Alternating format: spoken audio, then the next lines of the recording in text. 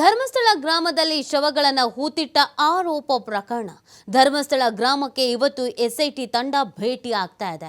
ಇವತ್ತೇ ಧರ್ಮಸ್ಥಳಕ್ಕೆ ಭೇಟಿಯನ್ನು ನೀಡ್ತಾರಾ ಅಧಿಕಾರಿಗಳು ಅನ್ನೋದೊಂದು ಪ್ರಶ್ನೆಯೂ ಇದೆ. ಇವತ್ತು ದಕ್ಷಿಣ ಕನ್ನಡ ಜಿಲ್ಲೆಗೆ ಆಗಮಿಸುತ್ತಿದ್ದಾರೆ ಎಸ್ಐಟಿ ಅನ್ನೋದನ್ನು ಹೇಳಲಾಗ್ತಾ ಇದೆ. ಮೊದಲು ದಕ್ಷಿಣ ಕನ್ನಡ ಜಿಲ್ಲಾ ಪೊಲೀಸ್ ಕಚೇರಿಗೆ ಭೇಟಿ ಕೊಡಲಾಗತ್ತೆ.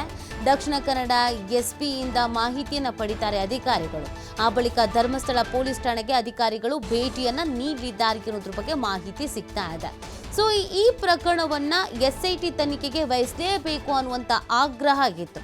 ಕೆಲವು ಹೋರಾಟಗಾರರು, ಪ್ರಗತಿಪರ ಚಿಂತಕರು ಸೇರಿದಂತೆ ಅನೇಕರು ಇದನ್ನು ಎಸ್ಐಟಿಗೆ ವಹಿಸಬೇಕು ಅಂತ ಆಗ್ರಹಿಸಲಾಗಿತ್ತು. ಮತ್ತು ಕೇರಳ ಮೂಲದ ಸಂಸದರು ಕೂಡ ಎನ್ಐಎಗೆ ಇದರ ತನಿಖೆಯನ್ನು ವಹಿಸಬೇಕು ಅಂತ ಆಗ್ರಹಿಸಲಾಗಿತ್ತು. ಅದೆಲ್ಲದರ ಬೆನ್ನಲ್ಲೇ ಬೇಕು ಬೇಡ, ಆರೋಪ ಪ್ರತ್ಯಾರೋಪ, ಇನ್ನೊಂದು ಮತ್ತೊಂದು, ಒಂದಷ್ಟು ಗೊಂದಲ, ಚರ್ಚೆಗಳು, ಕಾಂಟ್ರವರ್ಸಿ, ಇದೆಲ್ಲದರ ಬೆನ್ನಲ್ಲೇ ಎಸ್ಐಟಿಗೆ ಈ ತನಿಖೆಯನ್ನು ವಹಿಸಲಾಗಿದೆ.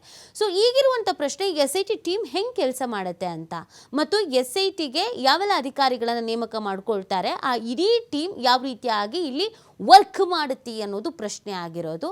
ಎಲ್ಲ ಅಂದುಕೊಂಡಂತೆ ಆದರೆ ಅಂದರೆ ಒಂದು ಇಡೀ ಟೀಮ್ ಬಿಲ್ಡ್ ಆಗಿದ್ರೆ ಇವತ್ತು ಧರ್ಮಸ್ಥಳ ಗ್ರಾಮಕ್ಕೆ ಎಸ್ಐಟಿ ಟೀಮ್ ಭೇಟಿಯನ್ನು ಕೊಡಲಿದೆ. ಸೊ ಪ್ರಮುಖವಾಗಿ ಮೊದಲಿಗೆ ಎಸ್ಐಟಿ ಟೀಮ್ನ ಮುಖ್ಯಸ್ಥರು ಅಲ್ಲಿನ ಎಸ್ಪಿಯನ್ನು ಭೇಟಿ ಆಗ್ತಾರೆ. ಈ ಇಡೀ ಪ್ರಕರಣದ ಬಗ್ಗೆ ಇಲ್ಲಿವರೆಗೂ ಏನೇನು ಮಾಹಿತಿಗಳಿದೆ, ಲೀಡ್ ಅಂತ ಸಿಕ್ಕಿದೆ, ತನಿಖೆ ಹೇಗೆ ಮಾಡಿದೆ, ಸದ್ಯಕ್ಕೆ ಈಗ ಅಲ್ಲಿರುವಂಥವರು ತನಿಖೆಯನ್ನು ಮಾಡ್ತಾ ಇದ್ದಾರೆ ಅಲ್ವಾ ಈ ಪ್ರಕರಣದಲ್ಲಿ. ಸೊ ತನಿಖೆ ಎಲ್ಲಿವರೆಗೂ ಆಗಿದೆ, ಏನೇನು ಸಾಕ್ಷಿಗಳು ಲಭಿಸಿದೆ, ಏನೆಲ್ಲ ಸ್ಟೇಟ್ಮೆಂಟನ್ನು ಪಡ್ಕೊಳ್ಳಲಾಗಿದೆ, ಯಾರ್ಯಾರನ್ನು ತನಿಖೆಗೆ ಒಳಪಡಿಸಲಾಗಿದೆ, ಎಲ್ಲಿಂದ ಎಲ್ಲಿಯ ಇಸ್ವಿವರೆಗಿನ ಕೇಸಸ್ಗಳು ಇದೆ, ಇದೆಲ್ಲದರ ಬಗ್ಗೆಯೂ ಎಸ್ ಪಿ ಬಳಿ ಖುದ್ದಾಗಿ ಮಾತಾಡಿ ಮಾಹಿತಿಯನ್ನು ಪಡ್ಕೊಳ್ಳಲಿದ್ದಾರೆ. ಅದಾದ ನಂತರ ನೇರವಾಗಿ ಧರ್ಮಸ್ಥಳ ಗ್ರಾಮದಲ್ಲಿರುವಂತಹ ಪೊಲೀಸ್ ಸ್ಟೇಷನ್ಗೂ ಕೂಡ ಭೇಟಿಯನ್ನು ನೀಡಲಿದ್ದಾರೆ. ಅಲ್ಲಿನ ಅಧಿಕಾರಿಗಳ ಬಳಿ ಒಂದಷ್ಟು ಮಾಹಿತಿಯನ್ನು ಪಡ್ಕೊಳ್ಳಲಿದ್ದಾರೆ. ಸಾಕಷ್ಟು ಬೆಳವಣಿಗೆಗಳು ಈ ಪ್ರಕರಣಕ್ಕೆ ಸಂಬಂಧಪಟ್ಟಂತೆ ಆಗ್ತಾ ಇದೆ. ಕೆಲವರು ಸ್ವಯಂ ಪ್ರೇರಿತವಾಗಿ ದೂರನ್ನು ದಾಖಲಿಸ್ತಾ ಇದ್ದಾರೆ. ಕೇರಳದಲ್ಲಿ ಒಂದು ಪ್ರಕರಣ ದಾಖಲಾಗಿದೆ. ರಾಜ್ಯದ ಬೇರೆ ಬೇರೆ ಜಿಲ್ಲೆಗಳಲ್ಲೂ ಕೂಡ ಪೊಲೀಸ್ ಠಾಣೆಯಲ್ಲಿ ಪ್ರಕರಣ ದಾಖಲಾಗಿರಬಹುದಾದ ಅನುಮಾನವೂ ಇದೆ. Missing cases, accident cases, kidnap cases, murder, ಇದೆಲ್ಲದಕ್ಕೂ ಸಂಬಂಧಪಟ್ಟಂತೆ ತನಿಖೆಗಳನ್ನು ನಡೆಸಲಾಗುತ್ತೆ. ಅದೆಲ್ಲವೂ ಕೂಡ ಎಸ್ಐಟಿ ಅಂಡರ್ನಲ್ಲೇ ಬರುತ್ತೆ. ಎಸ್ಐಟಿ ಅಧಿಕಾರಿಗಳು ತನಿಖೆಯನ್ನು ಮಾಡಲಿದ್ದಾರೆ. ಸಹಜವಾಗಿಯೇ ಎಸ್ಐಟಿ ತನಿಖೆಯ ಬಗ್ಗೆ ಒಂದಷ್ಟು ಕುತೂಹಲ ಅನ್ನೋದು ಇದೆ, ಜೊತೆಗೆ ನಿರೀಕ್ಷೆಗಳು ಕೂಡ ಇದೆ. ಕುತೂಹಲ ಹೇಗೆ ಅಂತ ಅಂದರೆ, ಹೇಗೆ ಪ್ರಕರಣವನ್ನು ಭೇದಿಸಬಹುದು, ತನಿಖೆನ ಮಾಡಬಹುದು ಅಂತ. ನಿರೀಕ್ಷೆಗೇನು ಅಂತ ಹೇಳಿದ್ರೆ, ಇದರಲ್ಲಿ ಸತ್ಯಾನುಸತ್ಯತೆ ಅನ್ನೋದು ಹೊರಗೆ ಬರುತ್ತಾ, ಯಾವುದು ಸತ್ಯ ಯಾವುದು ಸುಳ್ಳು ಅನ್ನೋದು ಕನ್ಫ್ಯೂಷನ್ಸ್ ಸಾಕಷ್ಟು ಇದೆ ಈ ಪ್ರಕರಣದಲ್ಲಿ. ಹಾಗಾಗಿ ಯಾವುದು ಸತ್ಯ ಯಾವುದು ಸುಳ್ಳು ಅನ್ನೋದು ಗೊತ್ತಾಗತ್ತಾ ಅನ್ನೋದೊಂದು ಕುತೂಹಲ ಅನ್ನೋದು ಇದೆ. ಸೊ ಈ ಬಗ್ಗೆ ಮತ್ತಷ್ಟು ಮಾಹಿತಿಯನ್ನು ನೀಡ್ತಾರೆ ನಮ್ಮ ಪ್ರತಿನಿಧಿ ಆದಿತ್ಯ. ಮಂಗಳೂರಿನಿಂದ ಲೈವ್ನಲ್ಲಿ ಜಾಯ್ನ್ ಆಗ್ತಾ ಇದ್ದಾರೆ. ಆದಿತ್ಯ, ಎಸ್ಐಟಿ ತನಿಖೆ ಚುರುಕು ಪಡ್ಕೊಳ್ತಾ ಇದೆ ಅನ್ನೋದು ಗೊತ್ತಾಗ್ತಾ ಇದೆ. ಎಸ್ಐಟಿ ಟೀಮ್ ರಚನೆ ಮಾಡ್ಕೊಳ್ಬೇಕಾಗಿತ್ತು, ಅಂದರೆ ಕೆಳಹಂತದ ಅಧಿಕಾರಿಗಳು ಒಂದು ಇಡೀ ಟೀಮ್ ರಚನೆ ಆಗೋದಕ್ಕೆ ಸಂಬಂಧಪಟ್ಟಂತೆಯೂ ಕೂಡ ಪ್ರಯತ್ನಗಳಾಗ್ತಾ ಇತ್ತು.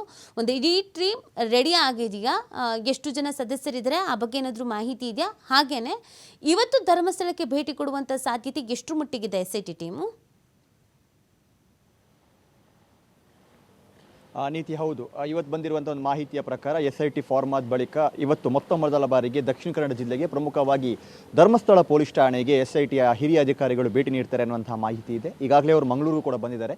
ಎಸ್ ಪಿ ಆಫೀಸಿಗೆ ಹೋಗಿ ಎಸ್ ಪಿ ಅವರನ್ನ ಮೀಟ್ ಆಗಿ ಒಂದಿಷ್ಟು ಪ್ರಾಥಮಿಕ ಮಾಹಿತಿಗಳನ್ನು ಪಡೆದುಕೊಂಡು ಆ ಬಳಿಕ ಧರ್ಮಸ್ಥಳಕ್ಕೆ ಬಂದು ಇಲ್ಲಿ ತನಿಖಾಧಿಕಾರಿಗಳಿಂದ ಆ ಒಂದು ಕೇಸ್ ಫೈಲನ್ನು ತೆಗೆದುಕೊಳ್ಳಲಿಕ್ಕಿದ್ದಾರೆ. ನಾನು ಧರ್ಮಸ್ಥಳ ಪೊಲೀಸ್ ಠಾಣೆಯ ಮುಂಭಾಗದಲ್ಲಿದ್ದೇನೆ. ಇದೇ ಪೊಲೀಸ್ ಠಾಣೆಗೆ ಆ ಒಂದು ಕೇಸ್ ಹಸ್ತಾಂತರವಾಗಿತ್ತು ಪ್ರಾಥಮಿಕ ಹಂತದಲ್ಲಿ. ಇಲ್ಲಿನ ತನಿಖಾಧಿಕಾರಿಯ ಆ ಒಂದು ಪ್ರಕರಣವನ್ನು ತನಿಖೆ ಮಾಡ್ತಾ ಇದ್ದಂಥ ಸಂದರ್ಭದಲ್ಲಿ ಒಂದಿಷ್ಟು ಆಕ್ಷೇಪಗಳೆಲ್ಲ ವ್ಯಕ್ತವಾಗಿತ್ತು. ಈ ಪ್ರಕರಣ ಸರಿಯಾದ ರೀತಿಯಲ್ಲಿ ತನಿಖೆ ಆಗ್ತಾ ಇಲ್ಲ, ಸರಿಯಾದ ರೀತಿಯಲ್ಲಿ ತನಿಖೆ ಹೋಗ್ತಾ ಇಲ್ಲ, ಮಹಜರು ಪ್ರಕ್ರಿಯೆ ವಿಳಂಬವಾಗ್ತಾ ಇದೆ, ಅನಾಮಿಕ ವ್ಯಕ್ತಿ ಬಂದು ನಾನು ಸರೆಂಡರ್ ಆಗಿದ್ದೀನಿ, ಕಳೆ ಬರಹವನ್ನು ಕೊಟ್ಟಿದ್ದೀನಿ, ನನ್ನನ್ನು ಮಹಜರು ಮಾಡಿ ಅಂತ ಜುಲೈ 16 ತಾರೀಕಿಗೆ ಇದೇ ಧರ್ಮಸ್ಥಳ ಪೊಲೀಸ್ ಠಾಣೆ ಲಿಮಿಟ್ಸಿನ ನೇತ್ರಾವತಿ ಸೇತುವೆ ಬಳಿ ಬಂದು ನಿಂತು ಆತ ಕಾಯ್ತಾ ಇದ್ದ. ಆದರೂ ಕೂಡ ಪೊಲೀಸರು ಅಲ್ಲಿಗೆ ಬರೋದಿಲ್ಲ. ಆಮೇಲೆ ಪ್ರಕರಣ ಒಂದು ದೊಡ್ಡ ತಿರುವನ್ನು ಪಡೆದುಕೊಳ್ಳುತ್ತೆ.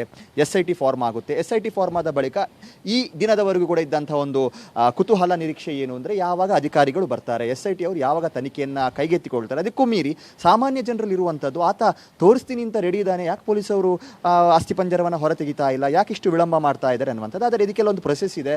ಎಸ್ಐಟಿ ಅಂದರೆ ಒಂದಲ್ಲ ಎರಡಲ್ಲ ಸುಮಾರು 4 ಟೀಮ್ ಫಾರ್ಮ್ ಆಗುತ್ತೆ ಅನ್ನುವಂಥ ನಿರೀಕ್ಷೆಗಳು ಇದೆ. ಹಾಗಾಗಿ ಅದಕ್ಕೆ ಅಧಿಕಾರಿಗಳನ್ನು ನಿಯೋಜನೆ ಮಾಡುವಂಥದ್ದು, ಅವರನ್ನು ಅದಕ್ಕೆ ಇನ್ವಾಲ್ವ್ ಮಾಡುವಂಥದ್ದು, ಟೀಮ್ ಫಾರ್ಮ್ ಮಾಡುವಂಥ ಪ್ರಕ್ರಿಯೆ ಕೂಡ ಬೆಂಗಳೂರಿನಲ್ಲಿ ಬಹಳ ಭರದಿಂದ ಸಾಗ್ತಾ ಇದೆ. IGP ಸಲೀಂ ಅವರು ಇದರ ನೇತೃತ್ವವನ್ನು ವಹಿಸಿಕೊಂಡು ಅವರೇ ಈಗಾಗಲೇ ಒಂದು ಟೀಮ್ನ ಒಂದು ಆದೇಶವನ್ನು ಕೂಡ ಮಾಡಿದ್ದಾರೆ, ಘೋಷಣೆ ಮಾಡಿದ್ದಾರೆ. ಒಂದು 20 ಅಧಿಕಾರಿಗಳು DYSP, inspector, SI, ASI, head constable ಸೇರಿದಂತೆ 20 ಜನ ಪೊಲೀಸ್ ಸಿಬ್ಬಂದಿಗಳ ಒಂದು SIT ಟೀಮ್ ಈಗ ಫಾರ್ಮ್ ಆಗಿದೆ. ಇದರಲ್ಲಿ ಪ್ರಮುಖವಾಗಿ ನೀತಿ ದಕ್ಷಿಣ ಕನ್ನಡ, ಉಡುಪಿ, ಉತ್ತರ ಕರ್ನಾಟಕ ಭಾಗದ ಅಧಿಕಾರಿಗಳು ಬಹಳ ದೊಡ್ಡ ಪ್ರಮಾಣದಲ್ಲಿ ಇದ್ದಾರೆ. ಮಂಗಳೂರು ಕಮಿಷನರೇಟ್ ವ್ಯಾಪ್ತಿಯಾಗಿರ್ಬೋದು, ಉಡುಪಿ ಸೇರಿದಂತೆ ಉತ್ತರ ಕನ್ನಡ ಈ ಭಾಗದ ಸುಮಾರು 20 ಅಧಿಕಾರಿಗಳನ್ನು ನಿಯೋಜನೆ ಮಾಡಲಾಗಿದೆ. ಮತ್ತು CEN ಪೊಲೀಸರನ್ನೇ ಅತಿ ದೊಡ್ಡ ಪ್ರಮಾಣದಲ್ಲಿ ಇದರಲ್ಲಿ ನಿಯೋಜನೆ ಮಾಡಿರುವಂಥದ್ದು. ಅಂದರೆ ಈಗ ಪರ್ಟಿಕ್ಯುಲರ್ ಆಗಿ ಫಾರ್ಮ್ ಆಗಿರುವಂಥ ಟೀಮಲ್ಲಿ ಸೆನ್ ಅಧಿಕಾರಿಗಳು ಬಹಳ ದೊಡ್ಡ ಪ್ರಮಾಣದಲ್ಲಿ ಇದ್ದಾರೆ. ಯಾಕಂದರೆ ಬಹಳ ಟೆಕ್ನಿಕಲ್ ಆಗಿ ಒಂದು ಕೇಸ್ನ ಹ್ಯಾಂಡಲ್ ಮಾಡಬೇಕಾಗುತ್ತೆ. ನಿನ್ನೆ ಮೊನ್ನೆಯದ ಒಂದು ಕೇಸ್ ಅಲ್ಲ ಇದು, 20 ವರ್ಷಗಳ ಹಿಂದಿನ ಪ್ರಕರಣಗಳು ಕೂಡ ಇದೆ. ಮತ್ತು ಈಗ ಕೂಡ ಅನೇಕ ಆರೋಪಗಳು ಕೇಳಿ ಬರ್ತಾ ಇದೆ. ಸದ್ಯ ಅನೇಕ ಜನ ಮುಂದೆ ಬಂದು ನಮ್ಮವರು ಕೂಡ ಇದೇ ಥರ ಮಿಸ್ಸಿಂಗ್ ಆಗಿದ್ದಾರೆ ಅಥವಾ ನಮ್ಮವರನ್ನು ಇದೇ ಥರ ಕೊಲ್ಲಲ್ಪಟ್ಟಲಾಗಿತ್ತು, ಆದರೆ ಪ್ರಕರಣಗಳು ದಾಖಲಾಗಿರಲಿಲ್ಲ. ಮತ್ತು ಈ ಭಾಗದಲ್ಲಿ ಅಂದರೆ ಧರ್ಮಸ್ಥಳ ಗ್ರಾಮದಲ್ಲಿ ದೊಡ್ಡ ಪ್ರಮಾಣದಲ್ಲಿ ಅಸಹಜ ಸಾವುಗಳ ಪ್ರಕರಣಗಳು ಇದೆ, ಅದನ್ನು ಕೂಡ ತಾಳೆ ಹಾಕಬೇಕು. ಮತ್ತು ಯಾರೆಲ್ಲ 20 ವರ್ಷಗಳ ಹಿಂದೆ ಇಲ್ಲಿ ಮಿಸ್ಸಿಂಗ್ ಆಗಿದ್ರು ಅದರ ದಾಖಲೆಗಳನ್ನು ಕೆದಕಬೇಕು. ಈಗ ಇಲ್ಲಿಗೆ SIT ಅಧಿಕಾರಿಗಳು ಬಂದರು ಅಂದರೆ ಇಲ್ಲಿನ ತನಿಖಾಧಿಕಾರಿ ಏನಿದ್ದಾರೆ ಅವರು ಈವರೆಗೂ ಆದಂತಹ ಒಂದು ತನಿಖಾ ವರದಿಯನ್ನು ಕೂಡ ಅವರಿಗೆ ಒಪ್ಪಿಸಬೇಕಾಗುತ್ತೆ. ಯಾವ ಹಂತದಲ್ಲಿ ಇತ್ತು ತನಿಖೆ ಅನ್ನುವಂಥದ್ದು ಕೂಡ ಮಾಹಿತಿಯನ್ನು ನೀಡಬೇಕಾಗುತ್ತೆ. ಈಗಾಗಲೇ ಓರ್ವ SITಯ ಹಿರಿಯ ಅಧಿಕಾರಿ ಮಂಗಳೂರಿನಲ್ಲಿ ಇದ್ದಾರೆ ಅನ್ನುವಂಥ ಒಂದು ಮಾಹಿತಿ ಇದೆ. ಅವರು ಯಾವ ಟೈಮ್ನಲ್ಲೂ ಬೇಕಾದರೂ SP ಕಚೇರಿಗೂ ಭೇಟಿ ಕೊಟ್ಟು ಅಲ್ಲಿ ಮಾಹಿತಿಯನ್ನು ಪಡೆದುಕೊಂಡು ಧರ್ಮಸ್ಥಳ ಪೊಲೀಸ್ ಠಾಣೆಗೂ ಬಂದು ಇಲ್ಲಿ ತನಿಖಾಧಿಕಾರಿಗಳೊಂದಿಗೆ ಸಮಾಲೋಚನೆಯನ್ನು ನಡೆಸಿ ಸಂಪೂರ್ಣವಾಗಿ ಅಂದರೆ ಅಫಿಷಿಯಲ್ ಆಗಿ ಆ ಒಂದು ಕೇಸನ್ನು ಅವರ ಹೆಗಲಿಗೆ ಹಾಕಿಕೊಳ್ಳುವಂಥದ್ದು. ಅಂದರೆ ಇವತ್ತು ಟೆಕ್ನಿಕಲ್ ಆಗಿ ಆ ಒಂದು ಕೇಸ್ SITಗೆ ಹ್ಯಾಂಡ್ ಓವರ್ ಆಗುತ್ತೆ ಅನ್ನುವಂಥದ್ದು. ಇದು ಬಹಳ ಒಂದು ಡಿಸೈಡಿಂಗ್ ಡೇ ಅಂತ ಹೇಳ್ಬೋದು. ಇವತ್ತಿನಿಂದ ತನಿಖೆಯ ಒಂದು ಆಯಾಮಗಳು ಚೇಂಜ್ ಆಗುತ್ತೆ, ನಿರೀಕ್ಷೆಗಳು ಜಾಸ್ತಿ ಆಗ್ತಾ ಹೋಗುತ್ತೆ, ತನಿಖೆ ತೀವ್ರತರನಾದ ರೀತಿಯಲ್ಲಿ ನಡೆಯುತ್ತೆ, ಎಲ್ಲ ರೀತಿಯ ದಾಖಲೆಗಳನ್ನು ತಡಕಾಡಲಾಗುತ್ತೆ. ಪ್ರಮುಖವಾಗಿ ಆ ಒಂದು ಅನಾಮಿಕ ನಾನು ಧರ್ಮಸ್ಥಳ ಕಾಡಿನಲ್ಲಿ, ಧರ್ಮಸ್ಥಳ ಸುತ್ತಮುತ್ತಿನ ಕಾಡಿನಲ್ಲೇ ನಾನು ಅನೇಕ ಶವಗಳನ್ನು ಹೂತು ಹಾಕಿದ್ದೀನಿ ಅನ್ನುವಂಥ ವಿಚಾರಗಳನ್ನು ಹೇಳಿದ್ದಾನೆ. ಆದರೆ 20 ವರ್ಷಗಳ ಬಳಿಕ ಧರ್ಮಸ್ಥಳದ ಒಂದು ಕಾಡಿನ ಅಥವಾ ಧರ್ಮಸ್ಥಳ ಗ್ರಾಮದ ರೂಪರೇಷೆ ಸಂಪೂರ್ಣವಾಗಿ ಬದಲಾಗಿದೆ. ಧರ್ಮಸ್ಥಳ ಕಾಡು ಅಂದರೆ ಅದು ರಿಸರ್ವ್ ಫಾರೆಸ್ಟ್, ಸುಮಾರು 7,000 ಹೆಕ್ಟೇರ್ನಷ್ಟು ಅದು ವ್ಯಾಪಿಸಿಕೊಂಡಿರುವಂಥದ್ದು. ಸೊ ಆ ಕಾಡಿನಲ್ಲಿ ಉತ್ಖನನವನ್ನು ಮಾಡಬೇಕು ಅಂದರೆ ಕೂಡ ಅದು ಸುಲಭದ ವಿಚಾರ ಅಲ್ಲ. ಮತ್ತು ಯಾವುದೇ ರೀತಿಯ ಒಂದು ಕಳೆಬರಹಗಳು ಸಿಕ್ಕಿದರೆ, ಯಾಕಂದರೆ ಇಲ್ಲೊಂದು ಚರ್ಚ್ ಕೂಡ ಇದೆ ನೀತಿ, 2003ರ ಮುನ್ನ ಇಲ್ಲಿ ಸ್ಮಶಾನ ಪರ್ಟಿಕ್ಯುಲರ್ ಆಗಿ ಒಂದು ಅಧಿಕೃತವಾದ ಸ್ಮಶಾನ ಇರಲಿಲ್ಲ. ಹಾಗಾಗಿ ಯಾರೆಲ್ಲ ಅಪರಿಚಿತರ ಒಂದು ಶವಗಳು ಸಿಗ್ತಾ ಇತ್ತು ಅದನ್ನು ಪೊಲೀಸ್ UDR ಮಾಡಿ ಪೋಸ್ಟ್ಮಾರ್ಟಮ್ ಮಾಡಿ ಕೆಲವೊಂದಿಷ್ಟು ನಿರ್ಜನ ಪ್ರದೇಶಗಳಲ್ಲಿ ಹೂತು ಹಾಕ್ತಾ ಇದ್ರು. ಅದಕ್ಕೆ ಬೇಕಾದಂಥ ದಾಖಲೆಗಳು ಇದೆ. ಹಾಗಾಗಿ ಆ ಅನಾಮಿಕ ವ್ಯಕ್ತಿ ತೋರಿಸುವಂಥ ಆ ಒಂದು ಕಳೆಬರಹಗಳಿಗೆ ದಾಖಲೆಗಳು ಇದೆಯಾ, ಆ ಅಸ್ಥಿಪಂಜರಕ್ಕೆ ದಾಖಲೆಗಳು ಇದೆಯಾ, ಪೊಲೀಸ್ ರೆಕಾರ್ಡಲ್ಲಿ ಅದು ಇದೆಯಾ, ಎಲ್ಲವನ್ನು ಕೂಡ ತಡ್ಕಾಡಬೇಕಾಗುತ್ತೆ. ಮತ್ತು ಯಾವುದಾದ್ರೂ ದಾಖಲೆ ಇಲ್ಲದಂಥ ಒಂದು ಶವಗಳು ಅಸ್ಥಿಪಂಜರಗಳು ಸಿಕ್ಕಿದ್ರು ಕೂಡ ಆ ಒಂದು ಅಸ್ಥಿಪಂಜರ ಯಾವಾಗ ಅಂದರೆ ಆ ಶವವಾಗಿದ್ದಂಥ ಸಂದರ್ಭ ಯಾವಾಗ ಅದನ್ನು ಹೂತು ಹಾಕಲಾಗಿತ್ತು, ಆ ಡೇಟ್ ಅಂದರೆ ಆ ಇಯರ್ ಆಗಿರ್ಬೋದು, ಆ ಇಯರ್ನಲ್ಲಿ ಯಾರೆಲ್ಲ ಧರ್ಮಸ್ಥಳ ಪೊಲೀಸ್ ಠಾಣಾ ವ್ಯಾಪ್ತಿಯಲ್ಲಿ ಅಥವಾ ಬೆಳ್ತಂಗಡಿ ಪೊಲೀಸ್ ಠಾಣಾ ವ್ಯಾಪ್ತಿಯಲ್ಲಿ ಯಾರೆಲ್ಲ ಮಿಸ್ಸಿಂಗ್ ಆಗಿದ್ರು, ಸೊ ಅವರ ಫ್ಯಾಮಿಲಿ ಮೆಂಬರ್ಸ್ ಎಲ್ಲಿದ್ದಾರೆ, ಆ ಸಿಕ್ಕಂಥ ಕಳೆ ಬರಹಕ್ಕೆ ಅವರ DNA ಮ್ಯಾಚ್ ಆಗುತ್ತೆ. ಅಂದರೆ ಆ ಮಿಸ್ಸಿಂಗ್ ಕೇಸ್ ಸುತ್ತಮುತ್ತ ದಿನಗಳಲ್ಲಿ ನಡೆದಂಥ ಎಲ್ಲ ಮಿಸ್ಸಿಂಗ್ ಕೇಸ್ಗಳು ಯಾವುದಿದೆಯೋ ಅವರ ಫ್ಯಾಮಿಲಿ ಮೆಂಬರ್ಸ್ಗಳು ಯಾರಿದ್ದಾರೋ ಅವರೆಲ್ಲರನ್ನ ಕೂಡ ತಾಳೆ ಹಾಕಬೇಕಾಗುತ್ತೆ, ಅವರೆಲ್ಲರನ್ನ ಕೂಡ ಸಂಪರ್ಕ ಮಾಡಬೇಕಾಗುತ್ತೆ. ಹಾಗಾಗಿ ಬಹಳ ಟೆಕ್ನಿಕಲ್ ಆಗಿ ಒಂದು ತನಿಖೆ ಸಾಗಬೇಕಾಗುತ್ತೆ. ಹಾಗಾಗಿ ಸುಮಾರು 4 ತಂಡಗಳನ್ನು ರಚನೆ ಮಾಡಲಾಗಿದೆ. ಒಂದು ತಂಡಕ್ಕೆ ದಾಖಲೆಗಳನ್ನು ತಡಕಾಡುವಂಥ ಜವಾಬ್ದಾರಿಗಳನ್ನು ಕೊಟ್ಟರೆ, ಇನ್ನು ಉಳಿದ ತಂಡಗಳು ಆತನನ್ನು ವಿಚಾರಣೆ ಮಾಡ್ತಾರೆ. ಯಾಕಂದರೆ ಹಿರಿಯ ಪೊಲೀಸ್ ಅಧಿಕಾರಿಗಳು ಬಂದ ಕೂಡಲೇ ಅವರು ನೇರ ಹೋಗಿ ಅವನ್ನ ಕರ್ಕೊಂಡು ಹೋಗಿ ಉತ್ಖನನ ಮಾಡೋದಿಲ್ಲ.